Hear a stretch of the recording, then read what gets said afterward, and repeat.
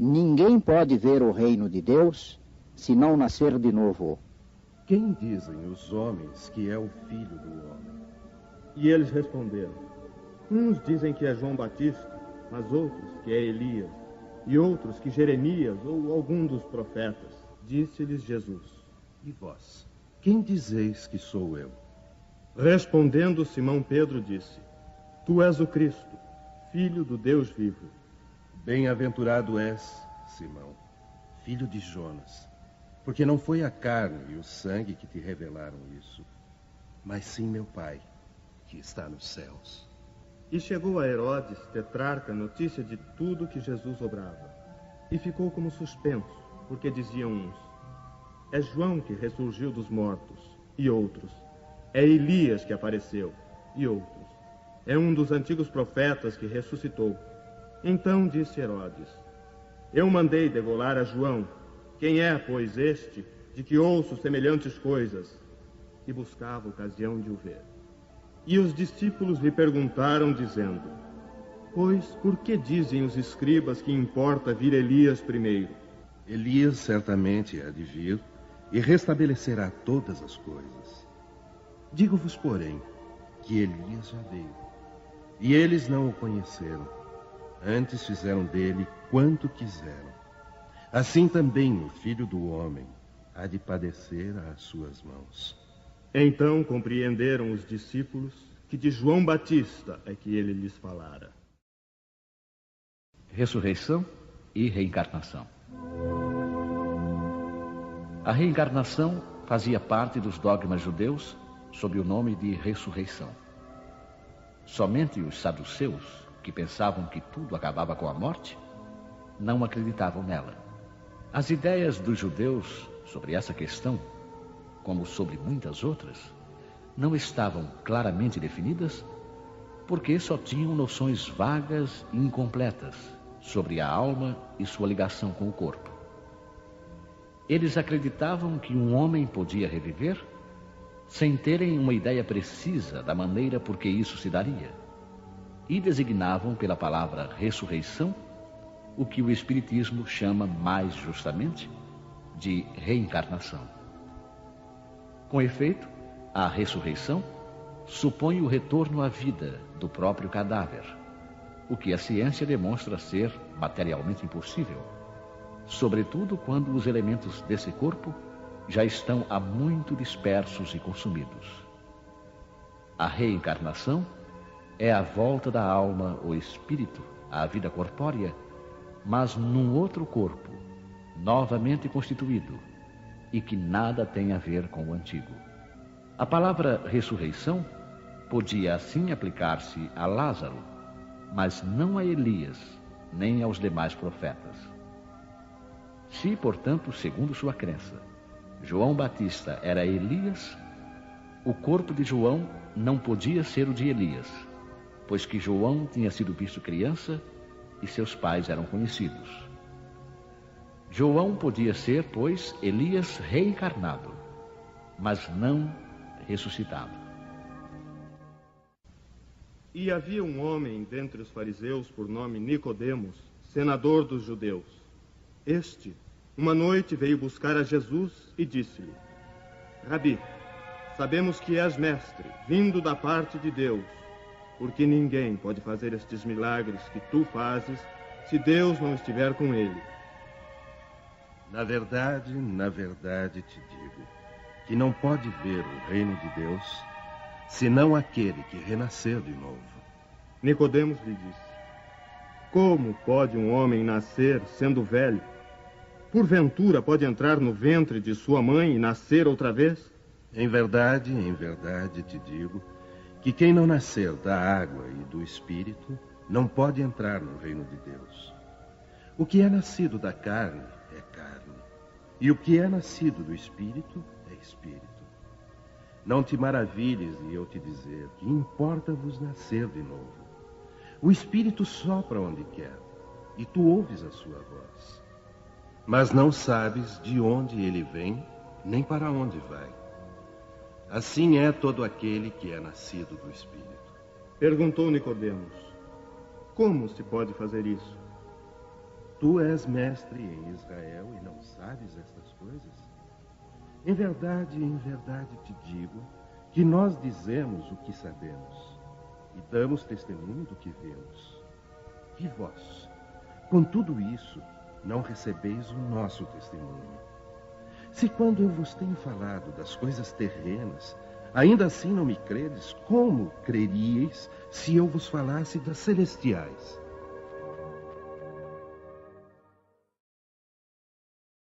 Ressurreição e reencarnação. A ideia de que João Batista era Elias e de que os profetas podiam reviver na terra encontra-se em muitas passagens dos evangelhos já reproduzidas. Se essa crença fosse um erro, Jesus não deixaria de combatê-la como o fez com tantas outras. Longe disso, porém, ele a sancionou com toda a sua autoridade e a transformou num princípio, fazendo a condição necessária quando disse: ninguém pode ver o reino dos céus se não nascer de novo. E insistiu, acrescentando: não te maravilhes de eu ter dito que é necessário nascer de novo. Estas palavras, se não renascer da água e do Espírito, foram interpretadas no sentido da regeneração pela água do batismo. Mas o texto primitivo diz simplesmente: não renascer da água e do Espírito, enquanto que, em algumas traduções, a expressão do Espírito foi substituída por do Espírito Santo, o que não corresponde ao mesmo pensamento. Esse ponto capital ressalta dos primeiros comentários feitos sobre o Evangelho, assim como um dia será constatado sem equívoco possível. Para compreender o verdadeiro sentido dessas palavras, é necessário reportar a significação da palavra água, que não foi empregada no seu sentido específico. Os antigos tinham conhecimentos imperfeitos sobre as ciências físicas e acreditavam que a Terra havia saído das águas. Por isso, consideravam a água como o elemento gerador absoluto. É assim que encontramos no Gênesis: o Espírito de Deus era levado sobre as águas, flutuava sobre as águas. Que o firmamento seja feito no meio das águas, que as águas que estão sobre o céu se reúnam num só lugar, e que o elemento árido apareça. Que as águas produzam animais viventes, que nadem na água, e pássaros que voem sobre a terra e debaixo do firmamento. Conforme essa crença, a água se transformara no símbolo da natureza material, como o Espírito o era da natureza inteligente. Estas palavras: se o homem não renascer da água e do Espírito, ou na água e no Espírito, significam, pois, se o homem não renascer com o corpo e a alma. Deste sentido é que foram compreendidas no princípio. Esta interpretação se justifica, aliás, por estas outras palavras: o que é nascido da carne é carne, e o que é nascido do Espírito é Espírito. Jesus faz aqui uma distinção positiva entre o Espírito e o corpo. O que é nascido da carne é carne, indica claramente que o corpo procede apenas do corpo e que o Espírito é independente dele. O Espírito sopra onde quer, e ouves a sua voz, mas não sabes de onde vem, nem para onde vai. É uma passagem que se pode entender pelo Espírito de Deus que dá a vida a quem quer, ou pela alma do homem. Nesta última acepção, a sequência "mas não sabes de onde vem, nem para onde vai", significa que não se sabe o que foi nem o que será o Espírito. Se, pelo contrário, o Espírito ou alma fosse criado com o corpo, saberíamos de onde ele vem, pois conheceríamos o seu começo. Em todo caso, esta passagem é a consagração do princípio da pré-existência da alma e, por conseguinte, da pluralidade das existências.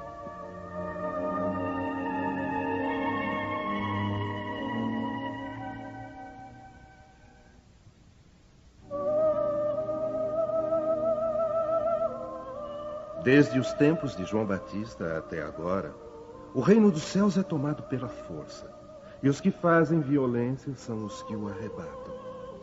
Por que todos os profetas e a lei, até João, profetizaram? E se vós o quereis bem compreender, ele mesmo é o Elias que há de vir. O que tem ouvidos de ouvir, ouça.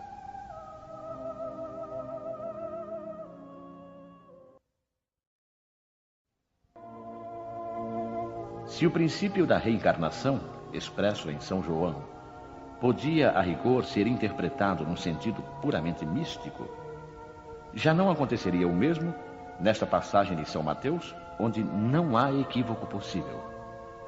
Ele mesmo é o Elias que há de vir. Aqui não existe figura nem alegoria. Trata-se de uma afirmação positiva. Desde o tempo de João Batista até agora, o reino dos céus é tomado pela força. Que significam estas palavras, pois João ainda vivia no momento em que foram ditas? Jesus as explica ao dizer: e se vós o quereis bem compreender, ele mesmo é o Elias que há de vir. Ora, João tendo sido Elias, Jesus alude ao tempo em que João vivia com o nome de Elias. Até agora o reino dos céus é tomado pela força, é outra alusão à violência da lei mosaica, que ordenava o extermínio dos infiéis para a conquista da terra prometida, paraíso dos hebreus, enquanto que, segundo a nova lei, o céu é ganho pela caridade e pela brandura. A seguir acrescenta: o que tem ouvidos de ouvir, ouça. Essas palavras, tão frequentemente repetidas por Jesus, exprimem claramente que nem todos estavam em condições de compreender certas verdades.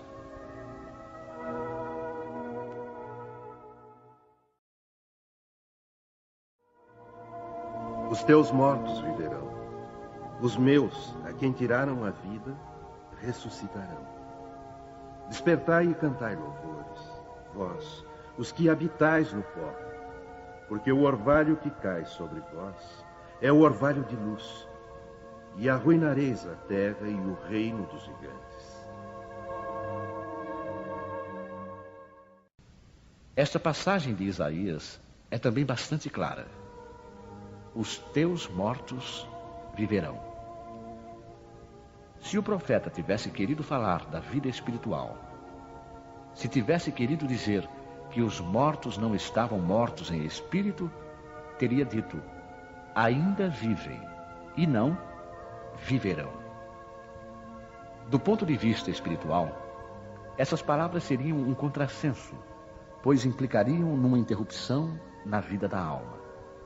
No sentido de regeneração moral, seriam a negação das penas eternas, pois estabelecem o princípio de que todos os mortos reviverão.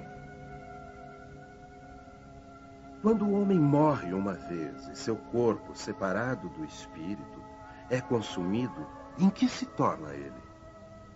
Tendo o homem morrido uma vez, poderia ele reviver de novo? Nesta guerra em que me encontro, todos os dias de minha vida estou esperando que chegue a minha mutação. Quando o homem morre, perde toda a sua força e expira. Depois, onde está ele? Se o homem morre, tornará a viver? Esperarei todos os dias de meu combate até que chegue a minha transformação? Quando o homem está morto, vive sempre. Findando-se os dias da minha existência terrestre, esperarei, porque a ela voltarei novamente. O princípio da pluralidade das existências está claramente expresso nessas três versões. Não se pode supor que Jó quisesse falar da regeneração pela água do batismo, que ele certamente não conhecia.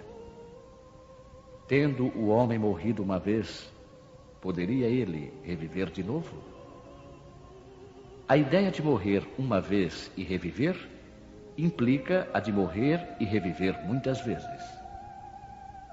A versão da igreja grega é ainda mais explícita, se possível. Findando-se os dias da minha existência terrestre, esperarei, porque a ela voltarei novamente. Quer dizer, eu voltarei à existência terrena. Isto é tão claro como se alguém dissesse: saio de casa, mas a ela voltarei. Nesta guerra em que me encontro, todos os dias de minha vida estou esperando que chegue a minha mutação. Jó quer falar, evidentemente, da luta que sustenta contra as misérias da vida. Ele espera a sua mutação, ou seja, ele se resigna.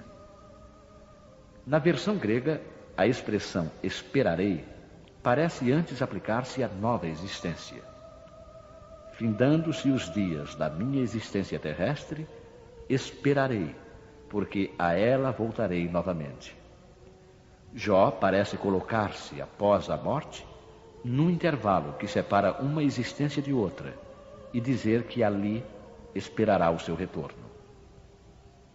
Não é, pois, duvidoso que, sob o nome de ressurreição, o princípio da reencarnação fosse uma das crenças fundamentais dos judeus e que ela foi confirmada por Jesus e pelos profetas de maneira formal. Donde se segue que negar a reencarnação é renegar as palavras de Cristo. Suas palavras um dia constituirão autoridade sobre este ponto, como sobre muitos outros, quando forem meditadas sem partidarismo.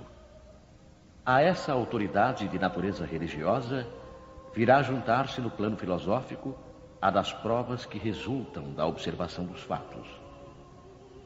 Quando dos efeitos se quer remontar às causas, a reencarnação aparece como uma necessidade absoluta, uma condição inerente à humanidade, em uma palavra, como uma lei da natureza. Ela se revela pelos seus resultados, de maneira, por assim dizer, material, como o motor oculto se revela pelo movimento que produz. Somente ela pode dizer ao homem de onde ele vem, para onde vai, por que se encontra na Terra e justificar todas as anomalias e todas as injustiças aparentes da vida. Sem o princípio da pré-existência da alma e da pluralidade das existências, a maior parte das máximas do Evangelho são ininteligíveis e por isso têm dado motivo a interpretações tão contraditórias. Esse princípio é a chave que deve restituir-lhes o verdadeiro sentido.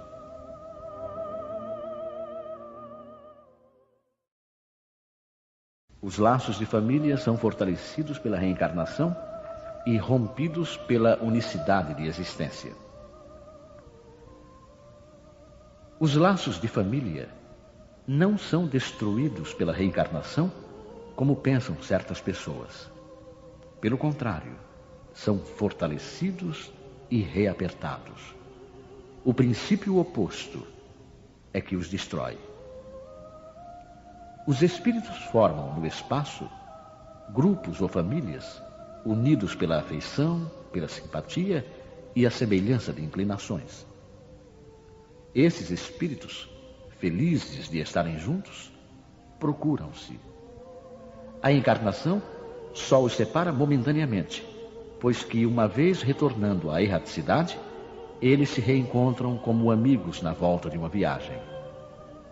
Muitas vezes, eles seguem juntos na encarnação, reunindo-se numa mesma família ou no mesmo círculo, e trabalham juntos para o seu progresso comum. Se uns estão encarnados e outros não, continuarão unidos pelo pensamento. Os que estão livres velam pelos que estão cativos. os mais adiantados procurando fazer progredir os retardatários. Após cada existência, terão dado mais um passo na senda da perfeição. Cada vez menos apegados à matéria, seu afeto é mais vivo, por isso mesmo que mais purificado, não perturbado pelo egoísmo, nem obscurecido pelas paixões. Assim, eles podem percorrer um número ilimitado de existências corporais, sem que nenhum acidente perturbe sua afeição comum. Entenda-se bem que se trata aqui da verdadeira afeição espiritual, de alma para alma, a única que sobrevive à destruição do corpo, pois os seres que se unem na terra apenas pelos sentidos não têm nenhum motivo para se procurarem no mundo dos espíritos. Só são duráveis as afeições espirituais. As afeições carnais extinguem-se com a causa que as provocou. Ora, essa causa deixa de existir no mundo dos espíritos, enquanto a alma sempre existe. Quanto às pessoas que se unem somente por interesse, nada são realmente uma para a outra. A morte as separa na terra e no céu. A união e a afeição entre parentes indicam a simpatia anterior que as aproximou. Por isso disse de uma pessoa cujo caráter, cujos gostos e inclinações nada têm de comum com os dos parentes, que ela não pertence à família. Dizendo isso, enuncia-se uma verdade maior do que se pensa. Deus permite essas encarnações de espíritos antipáticos ou estranhos nas famílias com a dupla finalidade de servirem de provas para uns e de meio de progresso para outros. Os maus se melhoram pouco a pouco ao contato dos bons e pelas atenções que deles recebem. Seu caráter se abranda, seus costumes se depuram, as antipatias desaparecem.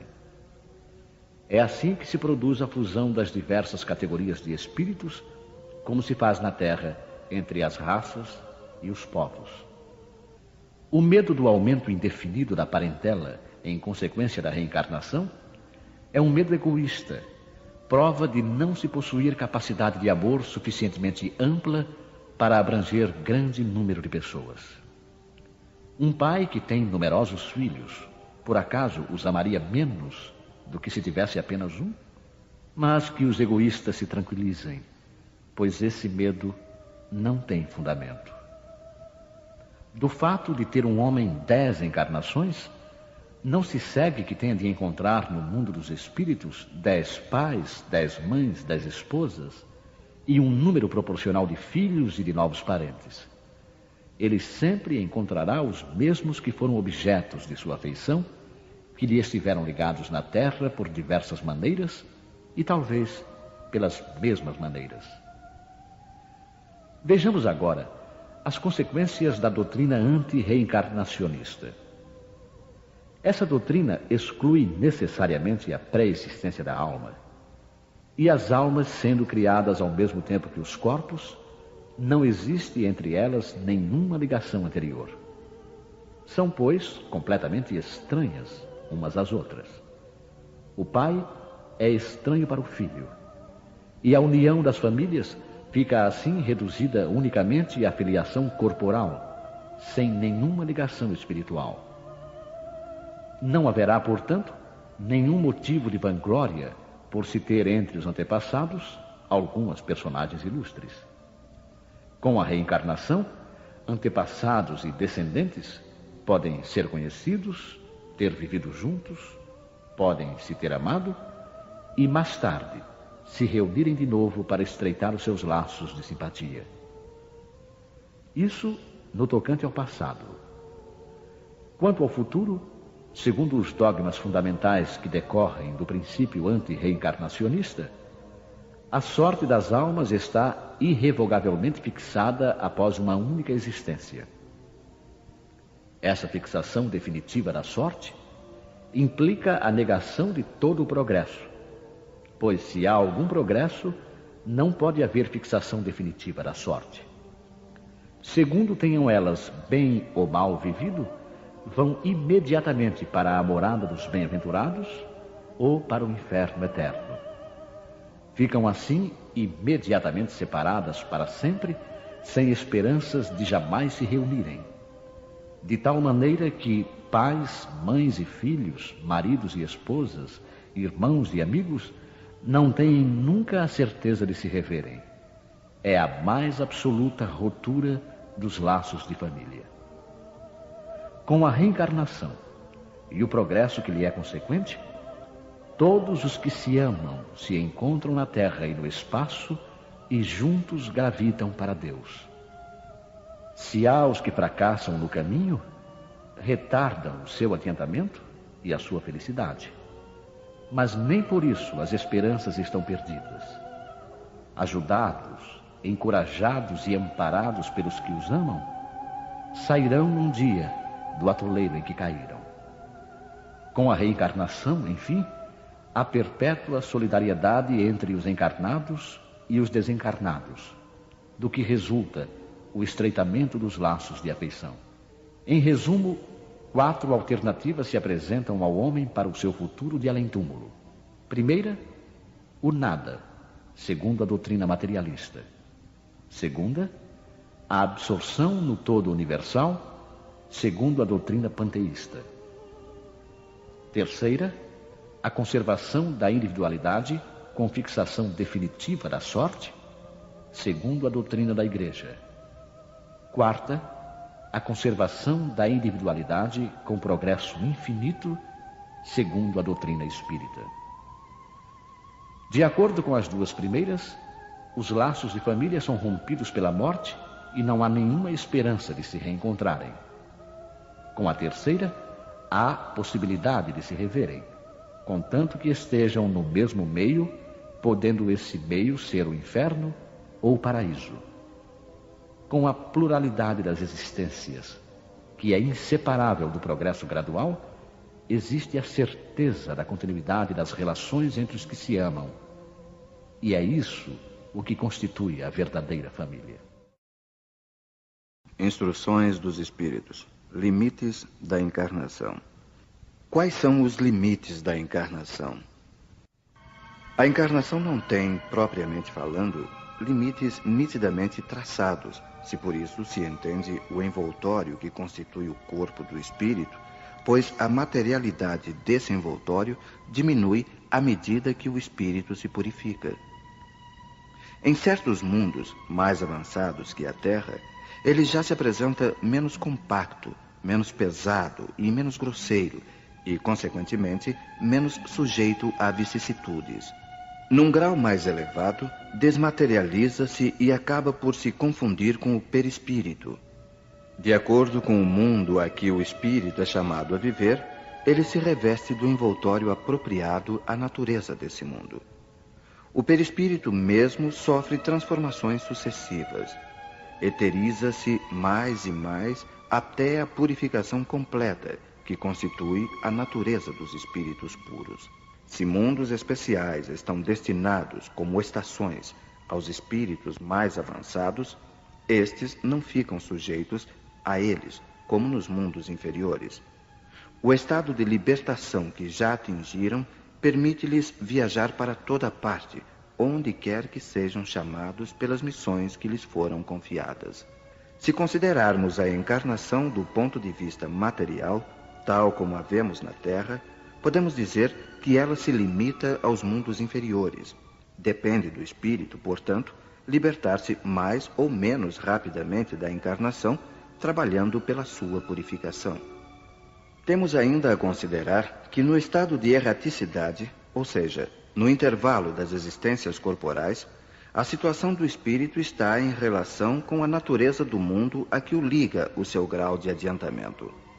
Assim, na erraticidade, ele é mais ou menos feliz, livre e esclarecido, segundo for mais ou menos desmaterializado.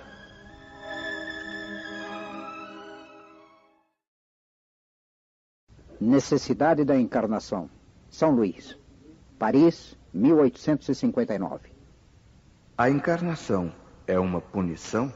E somente os espíritos culpados é que lhe estão sujeitos? A passagem dos espíritos pela vida corpórea é necessária para que eles possam realizar, com a ajuda do elemento material, os propósitos cuja execução Deus lhes confiou.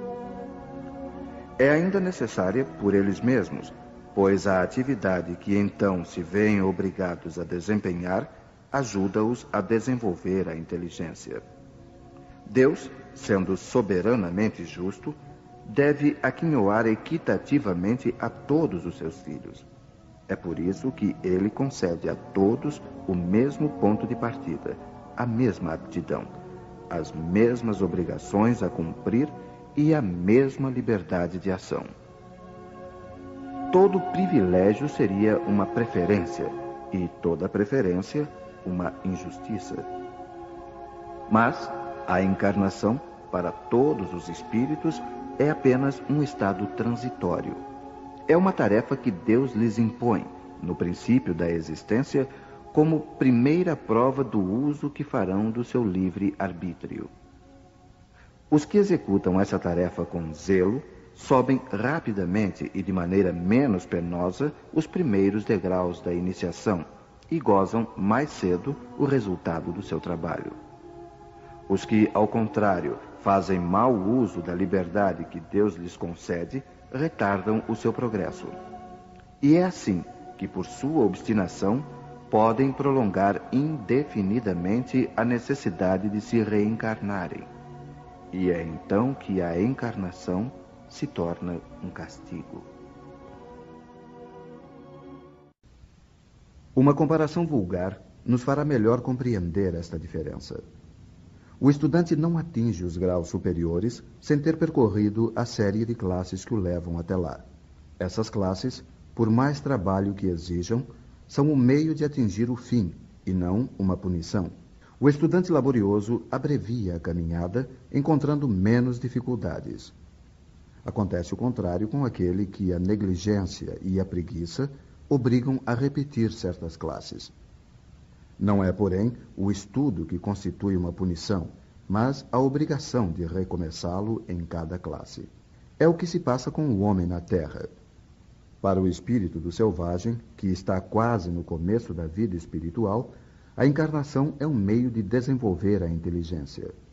Mas, para o homem esclarecido, em que o senso moral está largamente desenvolvido e que se vê obrigado a repetir as etapas de uma vida corporal cheia de angústias, enquanto já podia ter atingido o fim, é um castigo pela necessidade em que se acha de prolongar a sua permanência nos mundos inferiores e infelizes. Aquele que, ao contrário, trabalha ativamente para o seu progresso moral, pode não somente abreviar a duração de sua encarnação material, mas franquear de uma vez os graus intermediários que o distanciam dos mundos superiores. Os espíritos não poderiam encarnar-se uma só vez no mesmo globo e passar suas diferentes existências em diferentes esferas? Esta opinião seria admissível se todos os homens estivessem na Terra exatamente no mesmo nível intelectual e moral. As diferenças existentes entre eles, desde o selvagem até o homem civilizado, revelam os graus que têm de percorrer. A encarnação, aliás, deve ter uma finalidade útil. Ora, qual seria a finalidade das encarnações efêmeras, como as das crianças que morrem em tenra idade? Teriam sofrido sem qualquer proveito, nem para elas, nem para os outros? Deus, cujas leis são todas soberanamente sábias, nada fez de inútil. Pelas reencarnações no mesmo globo, quis que os mesmos espíritos se pusessem de novo em contato, tendo assim ocasião de reparar as suas faltas recíprocas. E tendo em conta as suas relações anteriores, quis ainda fundar sobre uma base espiritual os laços de família, apoiando numa lei natural os princípios da solidariedade, fraternidade e igualdade.